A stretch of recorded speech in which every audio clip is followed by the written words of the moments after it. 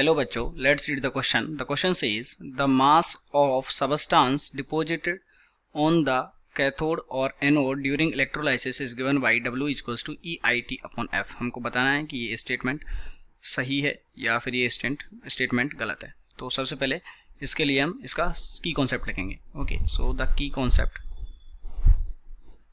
For this question is Faraday's first law of electrolysis. Faraday's first law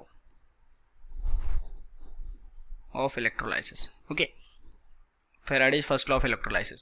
तो Faraday का जो electrolysis का first law है वो क्या बोलता है? According to the Faraday's first law of electrolysis, the substance deposited on the either anode or cathode, सो जो उस सबस्टांस का मास है या वेट है वो W is proportional to the charge passing through the electrolyte, यानी कि ये Q के इक्वल होगा. ये Q क्या है?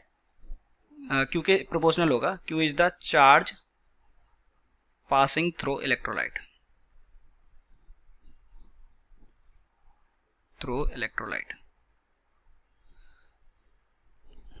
ओके, सो अगर हम यहाँ से बात करें, इसको जब सॉल्व करेंगे तो W इक्वल्स टू क्या आ जाएगा? ZQ.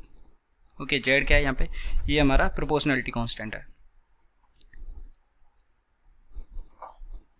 Proportionality constant.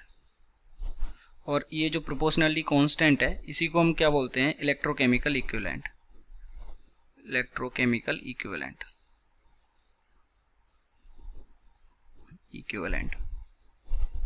सो अगर हम यहाँ पे Q का वैल्यू पुट कर दें तो Q का वी नो दैट की जो चार्ज है Q इक्वल्स टू क्या होता है? IT, current into time. So यहाँ से हमारे पास कितना आ जाएगा? W इक्वल्स टू इसकी जगह हम IT पुट कर देंगे तो Z इंटू IT, ये हमारे पास आ गया. और जो इलेक्ट्रोकेमिकल इक्विवेलेंट है ये क्या होता है? ये हमारे पास जो Z है इसकी वैल्यू होती है W इक्वल्स टू उसका इक्विवेलेंट वेट. इसका Z की जगह हमने रख दिया E अपॉन F. ये क्या है? E is the equivalent weight और F is the Faraday's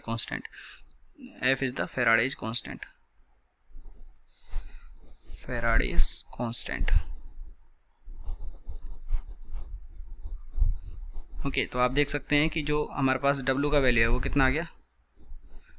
W का वैल्यू है वो आ गया हमारे पास EIT अपॉन F. तो हमको क्वेश्चन में भी क्या दे रखा है? यही दे रखा है, यानी कि जो ये स्टेटमेंट है ये क्या हो गया? ट्रू.